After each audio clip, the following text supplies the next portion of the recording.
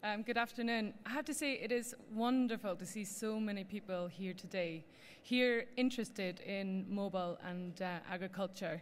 I think as Chris said, a few years ago, it was just starting to emerge as a kind of new developing area. Mobile operators were starting to see rural growth as an area that they wanted to go into. The agricultural institutes were starting to recognize that many farmers now had a mobile phone.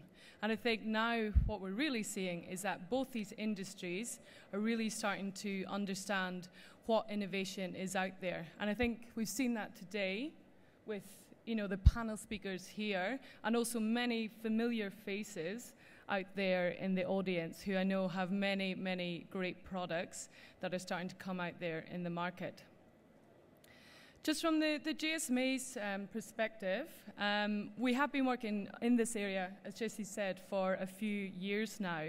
And we've always been looking at this area coming from the point of, is there value that can be created for farmers? Is there valuable services, valuable information, or other services that can be provided to farmers through the mobile channel, but at the same time, being a commercial and sustainable model for mobile operators to invest in these services and develop them to become scaled products. I think a couple of really interesting points from me from the speakers. The first was, IKSL, Nokia Life Tools, and Isoko really talking about some of the evidence that they have had over the last few years, talking about the value of their products to farmers and the way that farmers are being able to act on this information and then ultimately being able to improve their incomes or their productivity. I think the other really interesting point from Mark at a ranch, really interesting, 2/3 of their potential customer base in sub-Saharan Africa comes from the agricultural sector. So there's a clear opportunity here to create services for this sector, and one where these farmers can potentially get a return on their investment by buying these services, and what we are hoping to ultimately uplift their income. I think that brings me on to Stephen's point, talking about over $100 billion potential uplift in incomes of this farming and agricultural segment. So it's obviously quite astounding figures. So obviously there's a lot of potential here to do really good social and innovative practices to support farmers and obviously help mobile operators and the mobile industry more widely reach into this rural market. Yeah. And that's really where we started from at the GSMA. So we've been looking at this area and looking to see whether we can play a role to facilitate the creation of these agricultural services that can be commercially sustainable. And we do see that there is a lot of opportunity out there, but we're still at quite an early and nascent stage. And there are a number of challenges that we see for the industry to really get to this scale that we think that their potential is there. In the first phase of our program, we worked with, as Chris said, IKSL in India, and we invested in that service to enhance some of its content and some of its infrastructure. And recognizing that unless there's good valued content and that content is meeting the farmer's needs, then obviously that product is not going to be in demand.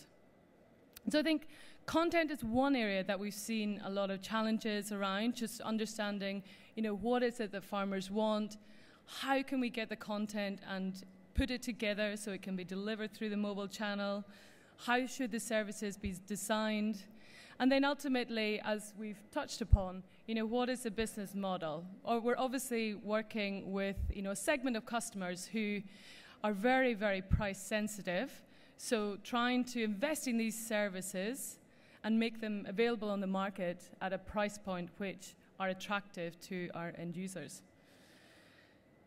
In the second phase then, and from the learnings that we've had from working with these services, we have launched the mPharma initiative, which we're incredibly excited about, with support from the Gates Foundation and USAID. And our overall vision for the next few years is that 2 million farmers in sub-Saharan Africa and India will benefit and obtain critical life-enhancing information through the mobile channel. And the way that we're working with mPharma is a couple of ways. So we plan to work directly with 4 to 5 services over the next 2 years, and directly giving a grant and technical assistance and support, and basically trying to reduce the risk as these services are developed and we get more good examples of services that do really show that they impact farmers, but at the same time are reaching a scale and are long-term sustainable for the mobile operator. And I think just at that point, I'd like to point out my colleagues who are in the room. We've got Natalia here, Amal and Victoria at the back. And I would ask you all that if you are interested in learning more about the mAgri and mPharma initiative and the work that we're doing, then we'll be around afterwards. So please do reach out and have a talk to us. The other side of our program is more linked to this. So it's the ability that we have to kind of convene people who are interested in this sector. So whether it be seminar sessions such as these, or our webinar sessions, or our toolkits, or papers, these are something that we think can hopefully share the better practices that these innovators are working on, and publicize them more widely with the mobile industry in other areas, such as Latin America or Southeast Asia also.